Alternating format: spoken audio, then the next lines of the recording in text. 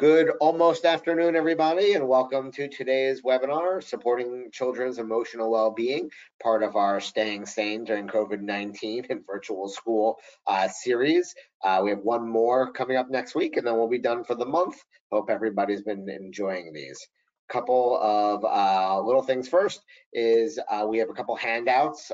There's some shameless marketing from Score at the top, and then the rest is all from Therapeutic Oasis. There's one handout from our speaker today on there. I think it's the what's it called? Distress Tolerance Toolkit. Oh, that's interesting. Hold on, let's see. If you have any audio difficulties at all during the webinar, click on the audio part of the GoToWebinar control panel, and you can choose to dial in by phone, and it will connect in a couple seconds. It takes a couple seconds, but you know it fixes the problem pretty fast. If you have any questions at all during the webinar, please send them in through the GoToWebinar control panel, and that way I can ask them at the end of our presentation. And you know, if you have any presentations while we're going through that part, send them in and I will get to them. Just a quick poll to see what our audience looks like. Where's my polls? There they are. So just want to see who everyone is in the audience. This shouldn't take more than a couple of seconds. If you can just fill in whoever you are, I'd appreciate it. We got almost everybody up. We got everybody. So 67% parents and 33% other. All right. Great. And a little bit. We're going to pull this out. A little bit about today's speaker, Rebecca Nelson. Rebecca Nelson is a licensed mental health counselor with Therapeutic Oasis. She has experience working with a myriad of mental health issues and psychiatric disorders in a variety of settings. Rebecca believes that everyone deserves a life filled with purpose, joy, and peace. At times, people can find themselves feeling disempowered and stuck. Rebecca enjoys helping clients engage in self-exploration so they can shift focus from struggle to creating a life filled with meaning. Rebecca uses warmth and authenticity to create a safe, consistent, and non-judgmental space. She works with you through any obstacles with compassion, empathy, and unwavering support. Her hope is to develop a strong alliance where trust, vulnerability, and commitment to personal growth will lead to resilience, hope, and healing. Rebecca believes in individualized care and will work with you to identify specific areas of growth to foster your best self.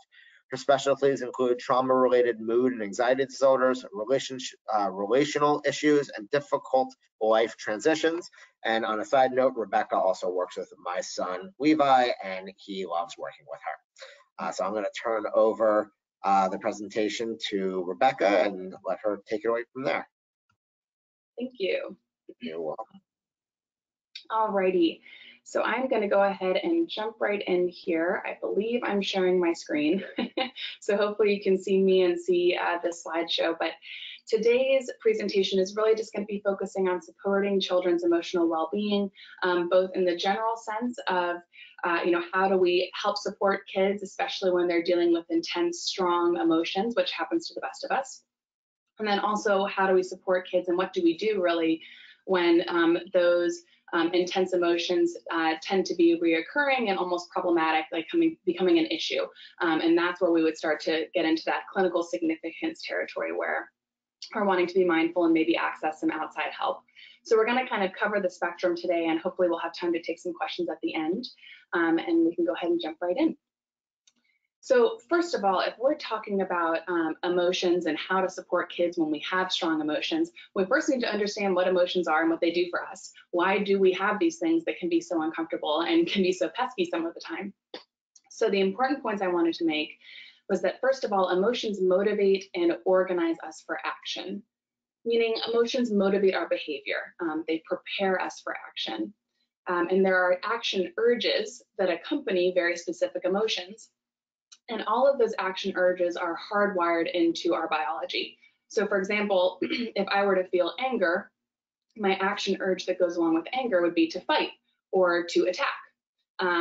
Conversely, if I feel fear, the action urge that accompanies fear is going to be to run away or to avoid. Similarly, sadness, that action urge would be to withdraw or to isolate. So it's really important for us to be mindful of what our emotions are motivating or organizing us to do. Emotions also, just as an aside, save us a lot of time in getting us to act in important situations. And that's why emotions are so essential for survival and why they're so hardwired. So for example, an example of how an emotion might save me some time. If I'm walking down the sidewalk and I see a snarling tiger running straight towards me, I'm not going to sit down on the sidewalk and ponder my options and think about what I'd like to do. I'm instead going to have a very intense fear reaction very quickly. I'll go into that fight, flight, freeze mode that we've all probably heard about, and I'm going to make a point to run away as quickly as I possibly can. I'm not going to sit around and assess what the best option would be. So emotions are really essential for survival in that way. And then lastly, strong emotions will help us overcome obstacles in our minds or in our environment. So another example of that might be if we can think back to a time when we were in school and maybe we had a big assignment looming and we were procrastinating and procrastinating and procrastinating leading up to that assignment, we'll start to feel more anxious or more on edge, more keyed up as we procrastinate more and more. And what eventually will motivate us to chip away and get that assignment done is the emotional distress that we're having in that situation, not necessarily the due date, because the due date hasn't done all that much up until that point. So that's an example of how emotions can help us overcome obstacles mentally and environmentally. So next, emotions communicate to and influence others. Just quickly, our facial expressions, our tone, our body language are all, again, hardwired into our biology, whether we like it or not, and those things communicate emotion to others. And this is really important. It saves us a lot of time as well in this sense. You know, if I were to be sitting here on this webinar with a very sad expression on my face, my guess is that you all would be wondering, you know, why is it that I'm sad? My facial expression and the emotion I'm having would influence your thinking and probably your behavior. If you were sitting here with me in person and saw me with a sad expression, let's say I'm crying, you might be prompted to ask me, you know, hey, are you okay? What's wrong? And that's an example of how my emotion has now influenced your behavior, because my guess is that you wouldn't ask me that same question if I were sitting here with a big smile on my face. So that's how emotions communicate and influence others.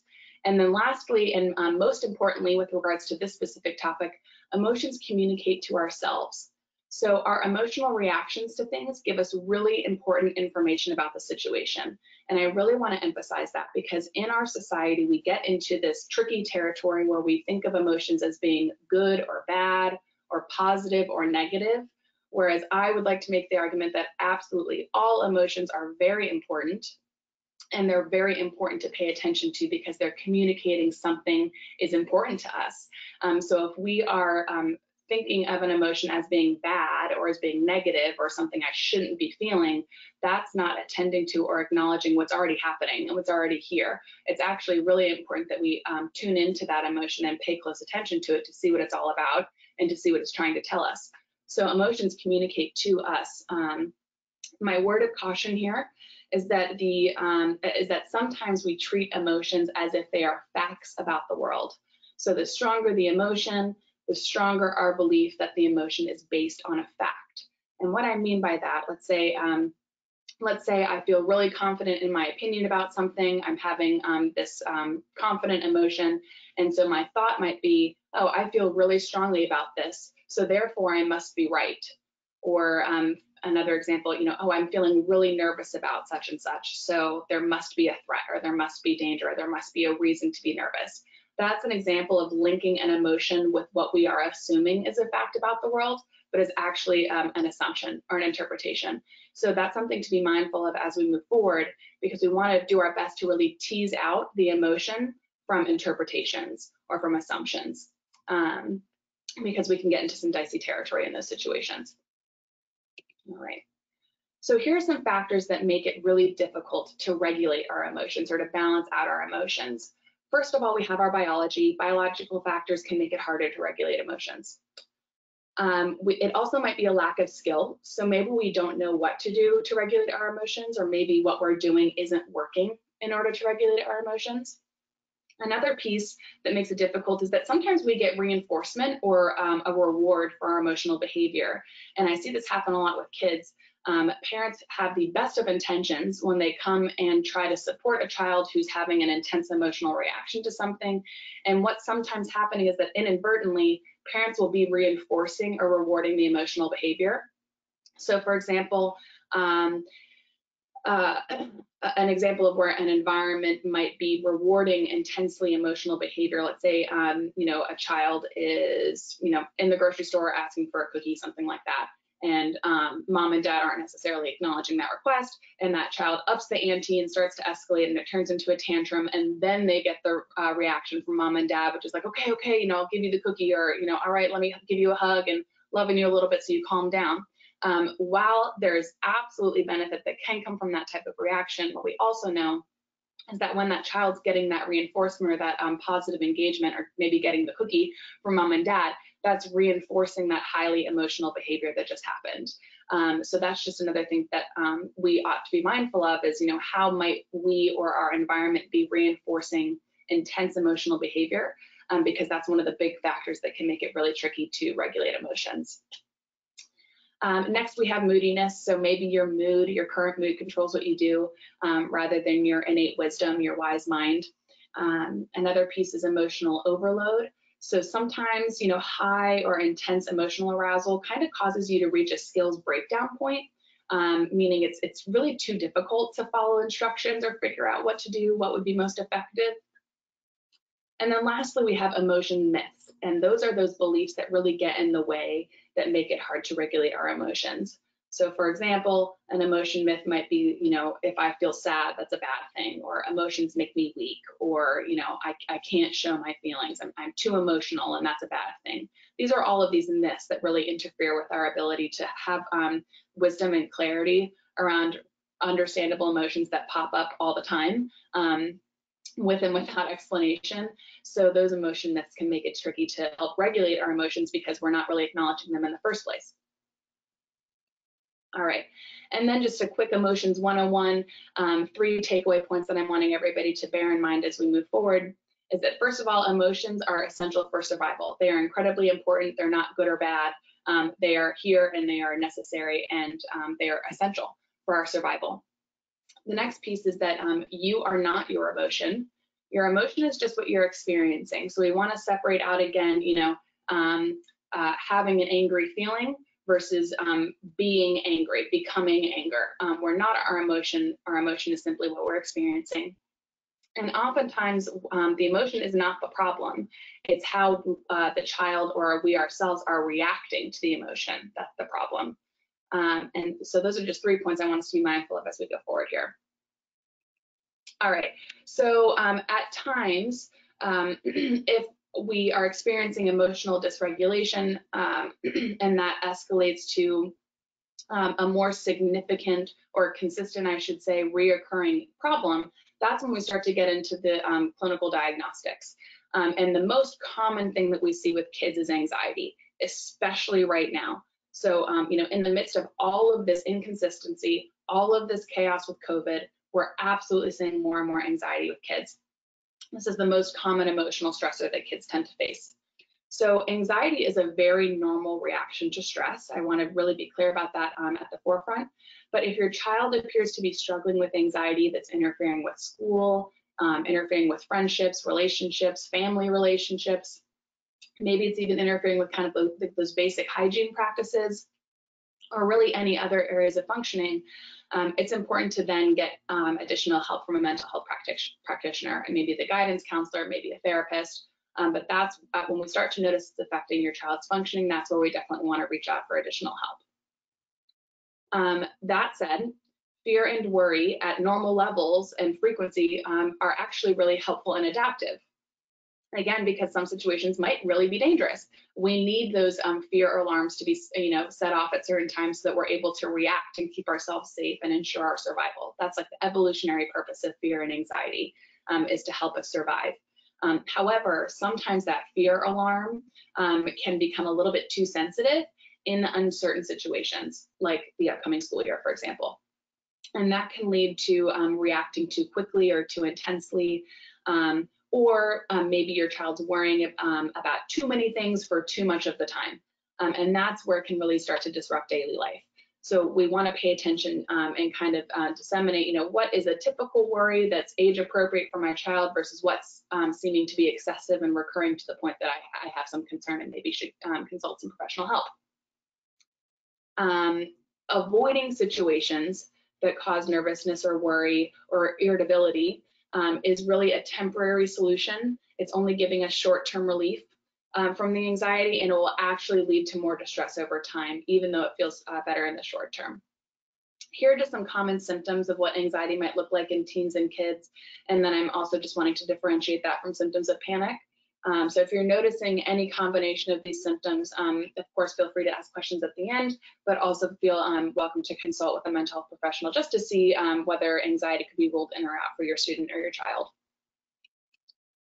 Okay, next we have depression. Depression is another common problem that kids face.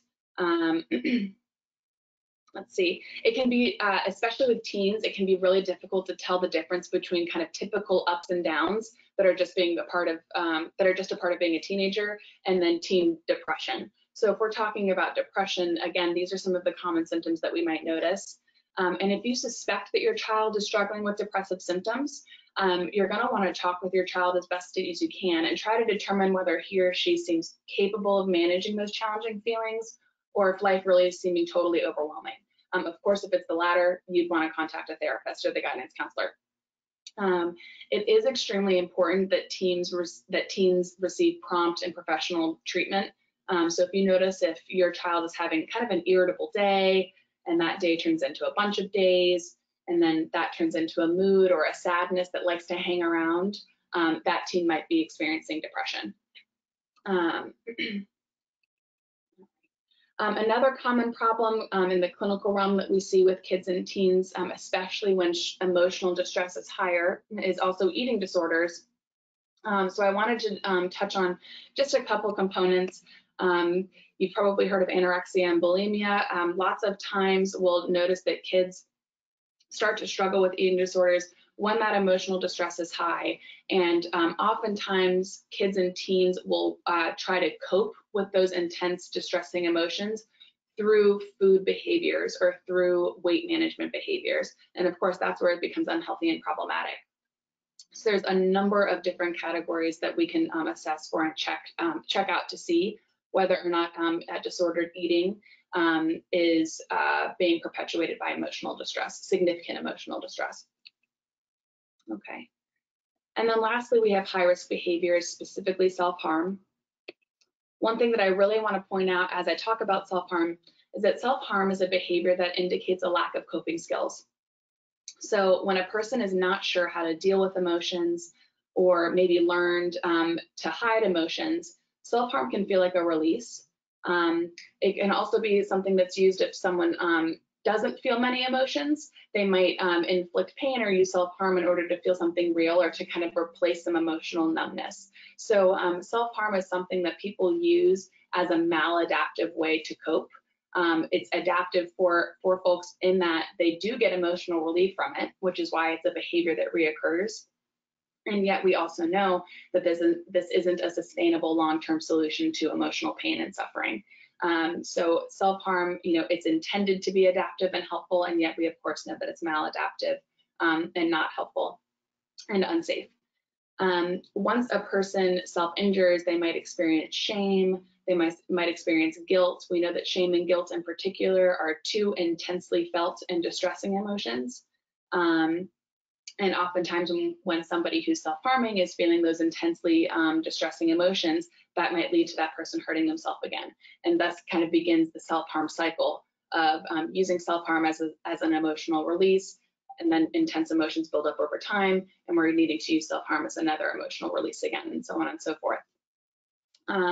So if you are concerned that your child is self-harming, the key is to, of course, have a conversation with them, absolutely connect them with professional help. But when you're having a discussion with them, make sure that you're focusing on any underlying feelings and issues rather than focusing on the self-harm behavior itself, okay?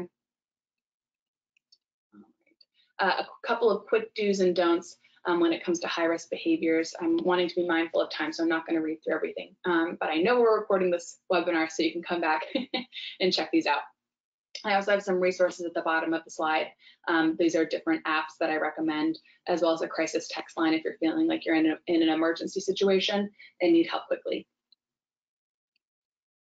Okay, so when can we use the following support strategies that I'm going to walk us through? We can use them, of course, in situations of intense emotional distress. We can use them in situations where we're struggling with depression, anxiety, eating disorders, or self-harm. So we're going to try and cover the spectrum in terms of where we can use these strategies. Okay. Oops. All right. So here we have our initial support strategy. When we're working to support our child or support a student, we first of all need a standardized measure to kind of assess and see where they're at. So what I like to use is a 0 to 10 rating scale. 0 means that I'm neutral, I'm in no pain, no distress whatsoever. 10 is the worst distress imaginable. And kids, as well as myself, we can rate our just emotional distress anywhere in between. The reason why I like to use the 0 to 10 rating scale is because it's universal. You know, a 4 for me might look different from a 4 for another person. So it's helpful for me to be able to gauge where a child is at based on this rating scale. A good time to use the rating scale is if you suspect your child might be dysregulated. Also, it's just a helpful thing to use day to day to kind of normalize this rating scale and to help your child learn how to notice their own emotional intensity so that they're able to start using skills to regulate on their own over time. So the general rule of thumb is that after checking in with your child using the 0 to 10 rating scale, the rule of thumb is that if your number is a 4 or lower, that means that we're going to focus on the feeling, maybe use a life skill in order to kind of get through the emotional pain. However, like 0 to 4, that basically means that you're generally able to manage. So yes, we might have some discomfort, but it's not such extreme discomfort that we're needing to intervene. It's more that we're uncomfortable, but we're able to manage. 5 and higher, on the other hand, means that we need to use a coping skill. And if you are a parent, this is your cue to use steps for energy modulation, which I will cover. And of course, if you're noticing that this is a recurring issue over time, that's an important time to connect with the therapist. Okay, so 4 and lower, focus on the feeling, maybe use a life skill. 5 and higher, use a coping skill. And parents get to use the steps for energy modulation, which we will cover. All right. So if we are 0 to 4, let's start there. 0 to 4 emotional number, we're going to focus on the feeling. And what that means is that your job as a parent, as a teacher, as a healthcare provider is to focus on the feeling that you're hearing that child is reporting, rather than get caught up in the problem that is perpetuating the feeling for the child. So I'm going to try and elaborate that on a little bit more. Oftentimes, parents, caregivers, teachers, with the absolute best of intentions, will hear that something is distressing for a child and they'll try to kind of fix it or resolve the situation. They'll work really hard to problem solve so that that feeling resolves itself, so that that discomfort resolves itself. And what I want to prompt us to do and to remember is that feelings are not bad. Feelings are really important data. Feelings communicate to us and tell us that something's important. So we want to approach this in such a way that we're not pushing away the uncomfortable feelings. We actually want to really turn towards them, welcome them, and get curious about them and try to understand why they're here and what can we do with them in a way that in such a way that coping will be effective. So we want to focus on the feeling rather than focusing on what we suspect is the problem. Okay, of course, that's a general rule of thumb. It's not going to work every single time. Sometimes we do need to focus on the problem because there is a significant problem. But generally speaking, if we're talking about emotional distress with children, we want to focus on the feeling first. If we're focusing on the feeling, the way that this is going to manifest is through an effective communication conversation. And there are different components that make up effective communication that I want to cover. The first is validation. Validation is debatably one of the most important things that I like to teach people I work with when it comes to talking with your child. And there are 6 different ways that we can validate, and I'm going to run through those 6 different ways. The first way to validate someone is to pay attention. Okay, so you want to act interested, you want to look interested. You don't want to be checking your phone or checking your email if your child's trying to talk to you about how they feel. Even if it seems like it's a generally like an important conversation, we still want to model validating behavior, and we want to demonstrate for your kid that you're really interested in what they have to say, and be mindful of not getting sucked in by other distractions. So the first way to validate is just by paying attention. Another way to validate is by reflecting back. And reflecting back really just means saying back to the person what you've heard them say. So for example, if I were talking with a child about starting the upcoming school year, and that child said, you know, yeah, I'm feeling really nervous because it's virtual school, and I didn't like virtual school when we did that before. I might reflect back by saying, yeah, man, I hear that you're feeling really anxious about that. Gosh, ugh. And that's how I validate. And I'm not trying to problem solve. I'm not saying, and it's going to be okay, and you have nothing to worry about. I'm simply just acknowledging and reflecting back what I've just heard. And that's how we reflect back. Part 3 to validation is called reading minds. And my caveat to this is, yes, I know we can't read minds, but I know that we're all well-intended, compassionate caregivers to kids in our lives. So what we want to do when we're reading a mind is be sensitive to what is not being said by the other person or by your child. So pay attention to your kids' facial expressions, their body language, pay attention to what's happening, and take into account what you know about your child already. So for example, if I see this happen more often with boys, because boys don't have a tendency to not talk about emotions so much as girls might. I might notice that you know, a child I'm sitting with is wringing his hands, and he's speaking words that he's fine, he's not worrying about anything, but I might see him, you know, wringing his hands or playing with the fidget spinner or doing something very fidgety. And I might read minds by, you know, just pointing out like, hey, you know, I'm noticing that you're feeling fidgety. Is it possible that you might be feeling a little bit nervous? And I'll go and check it out a little bit. And sometimes that child might be like, actually, yeah, I am, maybe I am feeling a little bit nervous. Other times they'll be like, oh no, I don't feel fine, I feel fine, or, you know, actually, no, I'm really angry, or no, I'm really sad. So you can read minds by attuning to the energy and the behavior that you're seeing and commenting on it, kind of checking it out with that kid. And if the kid corrects you and says, no, actually, that's not what's going on, let it go.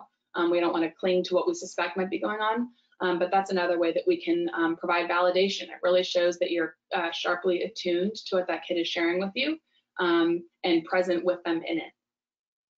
Another way we can validate is by practicing understanding. So look for how the person's feelings, thinking, what they're doing makes sense based on their past experience or based on the present situation. So yes, we know that there might be more effective ways to cope or to tolerate with the present situation. And yet when it comes to validating, we're not problem solving. We're simply validating what's already here and acknowledging what's already here. So we want to practice understanding and look for how what they're doing, thinking, feeling makes sense based on the current situation. Next, we want to acknowledge the valid. So again, looking for how a person's feelings, thinking, or actions are valid responses because they fit the facts of the situation. And then lastly, when it comes to validation, we really want to show equality, which just means be yourself. We don't want to one up or one down the other person. We also don't want to treat our child or student as fragile or incompetent. We're just going to show equality. So, you know, of course, we're not going to meet that child's reported distress with, oh, well, I have to work from home too, and it's just what we have to do. Or, you know, oh, well, you know, you were fine before when we did virtual school. Why are you so worried about it this time? Even though those might be sincere questions that we're having, when it comes to effectively communicating and using validation as a strategy to effectively communicate with your child, we want to stay away from those questions for now. We instead want to focus on showing equality and validating the feeling that's here, focusing on the feeling rather than the problem. Okay, so next we have compassion and practicing non-judgment. Practicing non-judgment really just means that we're working to stay away from labeling things as good or bad or right or wrong. And that's just really essential in the sense that we don't want to be teaching kids that they are good or bad feelings to have or right or wrong feelings to have in the situation. Whatever feeling we have is the feeling we have. We aren't in control of how feelings pop up, and they pop up whether we like it or not. What we are in control of is how we react to the feeling. And there isn't a bad way to react to a feeling. There is an ineffective way to react to the feeling. So practicing non-judgment is really about kind of changing your language so that it's not necessarily judgmental or shaming or inducing shame in that child, but rather reframing it in a way of what's effective and what's ineffective, rather than, well, this is good and this is bad, or this is right and this is wrong. Okay. And then next we have active listening. Active listening is another important component of effective communication. We want to make eye contact. We want to use visual cues. So nodding, showing different facial expressions to show that we're engaged and following what that child is saying. We can use audio cues by saying, yeah, you're right, oh my gosh, you're kidding. This is a good one if you're talking to your teen on the phone so that they know that you're engaged and still with them. And we want to focus on what your child is saying. Don't focus on what you're going to say next, and don't focus on how you're going to solve the problem. Next, we have self-awareness, and this is an important one. We want to be aware of our verbal and nonverbal reactions. So oftentimes we might inadvertently invalidate what your child is sharing with you, because we might know as adults, in the grand scheme of things, this particular emotion or this particular stressor isn't that big a deal. And that's the reality. And yet, in this moment that your child's sharing with you, it's really important to them. So we want to be really mindful of our verbal reactions or our nonverbal, like facial expression, to make sure that we're not communicating invalidation on accident. So, for example, like if at an extreme, maybe rolling your eyes or saying like, oh, that's ridiculous, or no, don't be sad, or don't be anxious. That could come across as inconsiderate, because actually, here in this moment, your child is sharing that they're sad or that they are feeling anxious. So we don't want to say, oh no, don't feel that way. No, stop.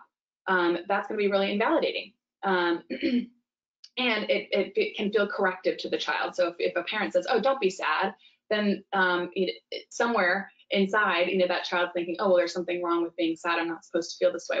What am I doing wrong, or what's wrong with me? So we just want to be mindful about how we're framing that feedback.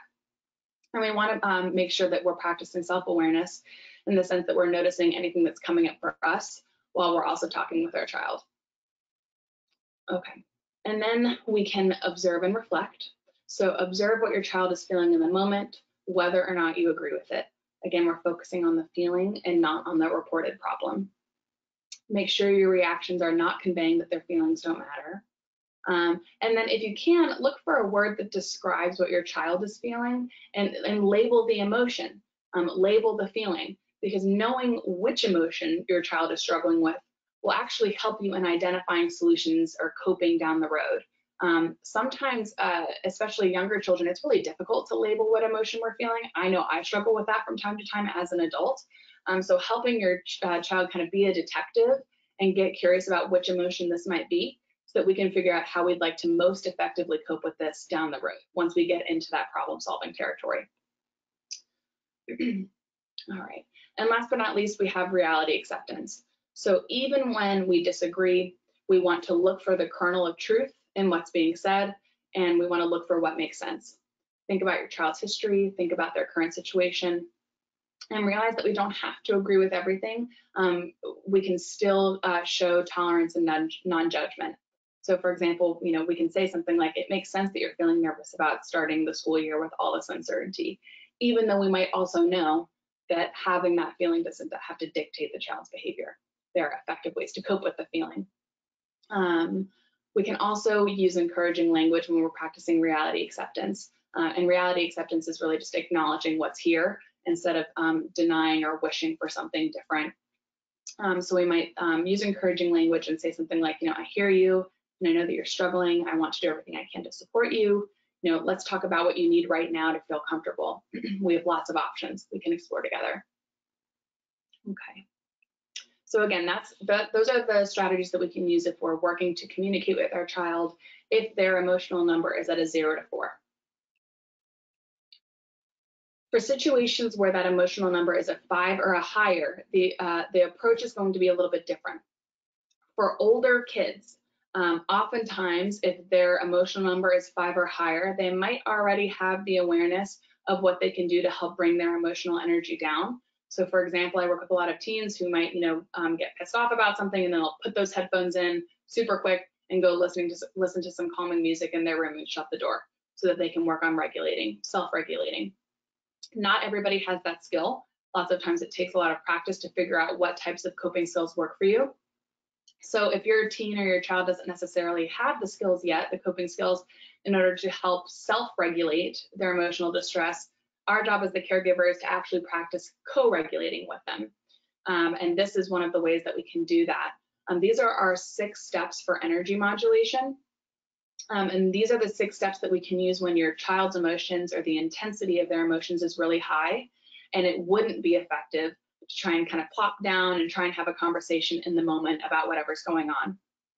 Our primary responsibility at this point in time is to help that child or student co-regulate so that we can work towards understanding and problem solving later. So there are 6 steps at this juncture.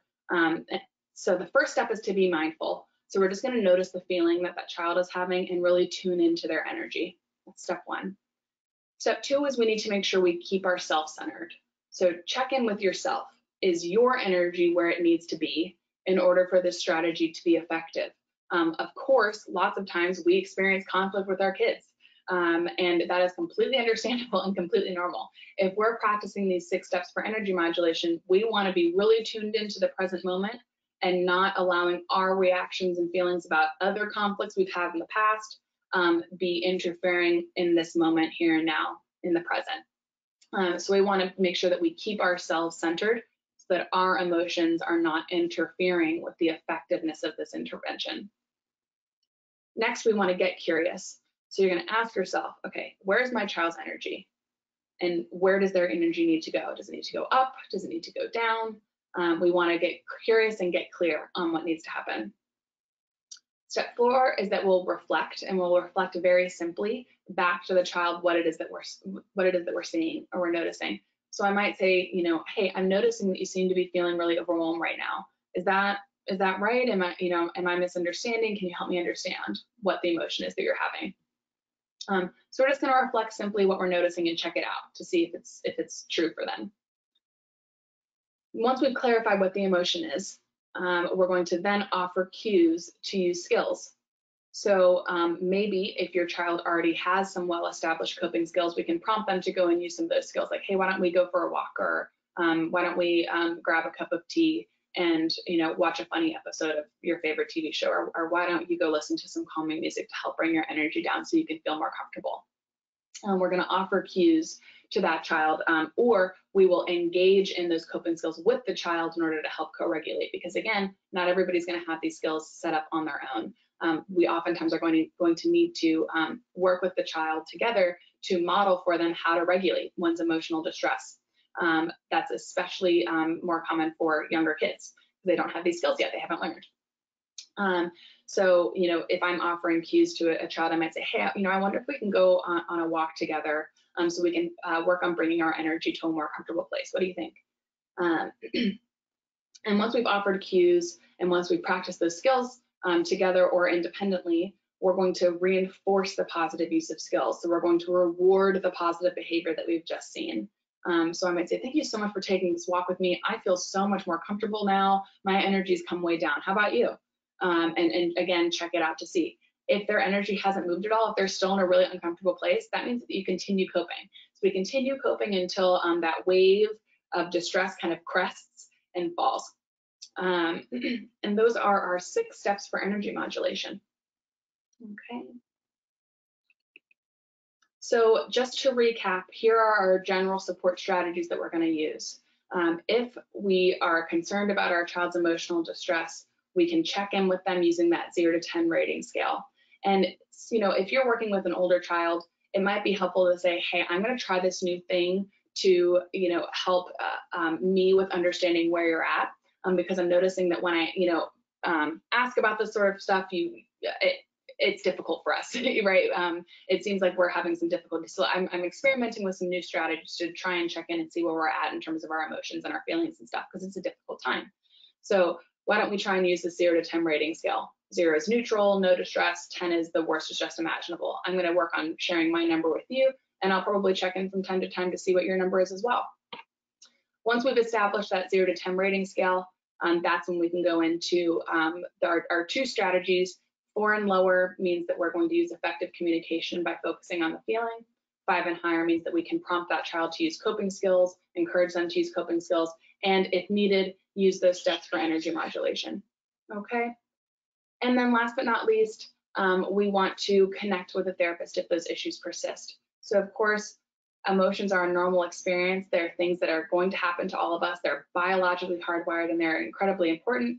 And you know, if it's seeming like that emotional dysregulation is becoming really problematic for your child or even for yourself, it's really important to connect with a therapist.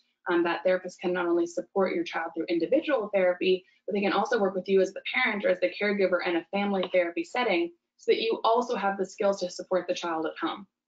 I tell parents all the time that, you know, it's all well and good to be working with a kid in session in my office, but the reality is that, you know, that's a 50-minute session in a whole week, and we have a lot of hours in the week. So family therapy is really essential to help with generalizing and transferring those skills from the individual therapy office into the home environment, so that these strategies and these coping skills are, again, more sustainable and accessible long-term. All right. And again, my name is Rebecca Nelson. That kind of brings me to the end of this little talk here. It seems like we have a little bit of time for some questions if anybody has any. But again, I'm a licensed mental health counselor over at Therapeutic Oasis of the Palm Beaches. We have offices in Boca Raton and in Jupiter. Here is our website and our phone number as well. So please feel free to reach out if you have any questions in the future. We're happy to work with you. Thank you so much, Rebecca. Really appreciate your time and the presentation. I don't have any questions yet from the audience, but I've got a couple questions myself. I was jotting down some notes while you were talking and just starting from the bottom. So can you give us a couple examples of the types of activities kids can use to bring their number down? Absolutely. So, and this actually, thank you for the reminder, this ties into the handout that I provided as well. Sometimes if we're talking about kids who don't necessarily have the coping skills well established yet, we might need to do some experimentation together. And I kind of frame it as like, you know, we're scientists in a laboratory and we need to do some experimenting together to figure out what's going to actually be helpful to you.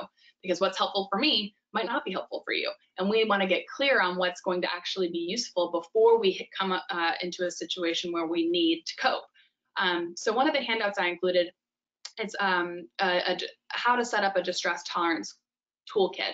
And depending on the age of your child, you can get really literal with this. So in the handout, you know, it might be going and getting a shoebox, for example, and finding different tactile things to put in that shoebox that child finds comforting, maybe different visual cues that they find relaxing, auditory things, you know, different smells, different, you know, some gum, candies, mints, different tastes. And again, we're not necessarily using that as, you know, a toy for everyday use. That's really a coping toolkit that's reserved for when that child's number is a 5 or higher.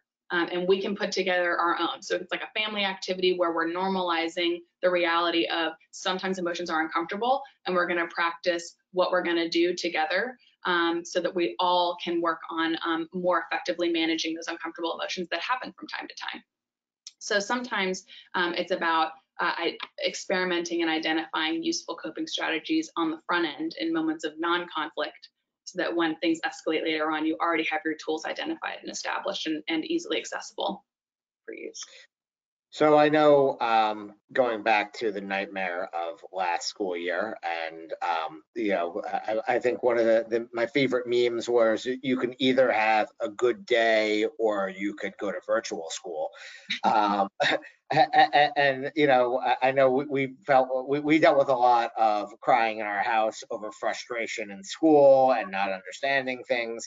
You know, do you have any specific tips? Well, first off, when it comes to frustration, you know, is that something that you would expect to be a 5 or higher or lower? I mean, because I mean, visually, you know, when you see your child crying about something and, you know, really upset about school, not understanding what they're supposed to do and needing help, and it may appear that they could be, you know, a 7 or an 8, but maybe they might only be a 2 or a 3 and they're just, you know, overreacting. So do you have any thoughts on how to interpret that as a parent?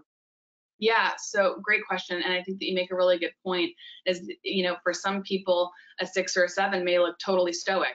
You know, I know lots of people who don't wear their heart on their sleeve. I am not one of those people. I'm very expressive.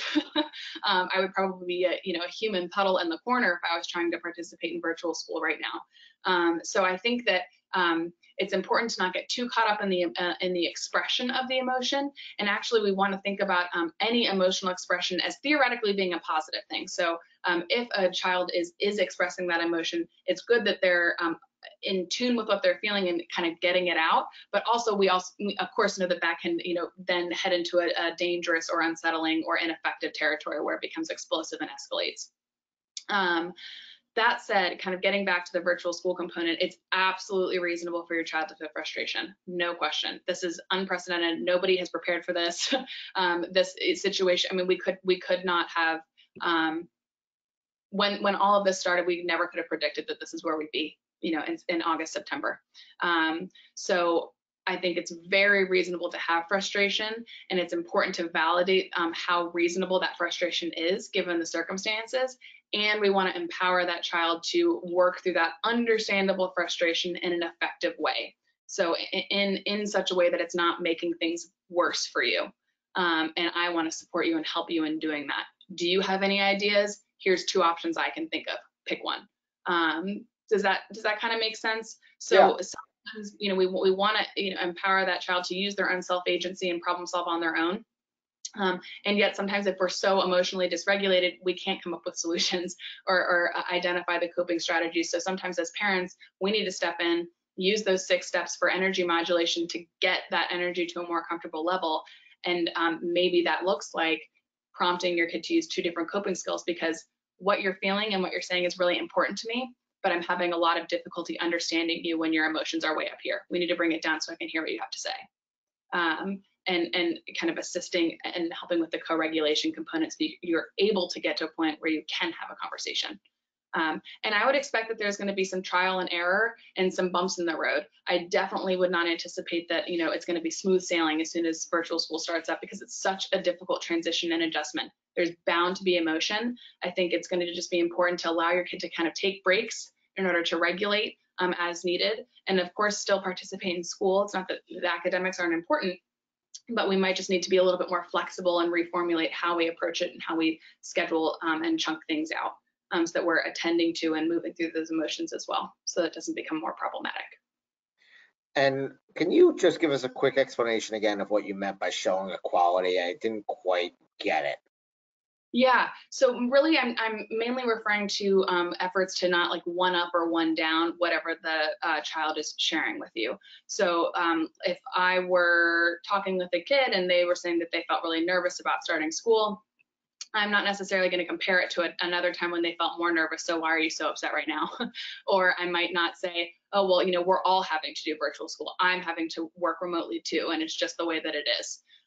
If I'm showing equality as a validation strategy, and I want to be clear that its intended use is to validate, we don't want to necessarily be comparing or like using the one up or one down approach. We just simply want to be validating the emotion that's already present and already here. And then after we validate it, we can move into empowering that child to kind of make changes so they can get into a more comfortable territory. Got it. I get it.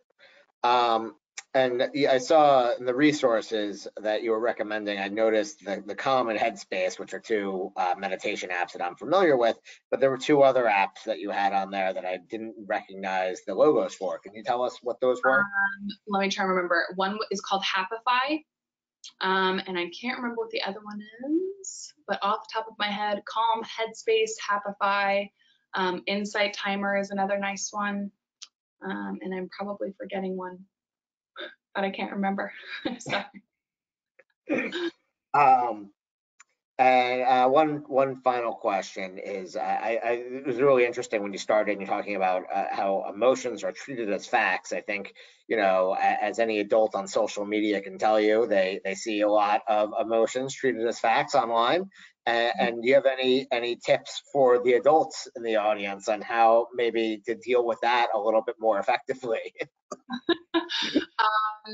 Well, I mean, my biased answer to that is to go to therapy, because I think that therapy is such a wonderful learning opportunity for us all. I'm biased. I think that everyone can benefit from therapy. But I think, it's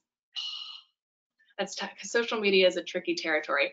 I think it's helpful to be mindful of our own emotional reactions and responses, and to be sure that we can be responsible for our own behavior and not treating our emotions as facts. I don't know how effective it would be to challenge someone else who's treating their emotions as facts if they don't have the education or the background or the same insight, but it can be helpful in terms of managing our own reactions, and then maybe practicing some reality acceptance, even though we don't necessarily love it around the way things are right now. Well, Stephanie, thank you so much for your time. I really appreciate it. For our audience, we have one more webinar coming up in this series, Engaging in Self-Care Activities with Kids and Teens. I hope you guys can join us next week. If you're on this webinar right now, then you are already registered for that one. And if you have any friends who you think might be interested, please send them to our website, scorewebinars.com. They can have the link there to see the recordings from previous webinars. The recording for this one should be up later today, and they can also register for our last webinar in this series. And again, thank you very much, and enjoy the rest of your week, and have a safe weekend. Be safe, wear a mask, do all those good things. All right, thanks again. Bye.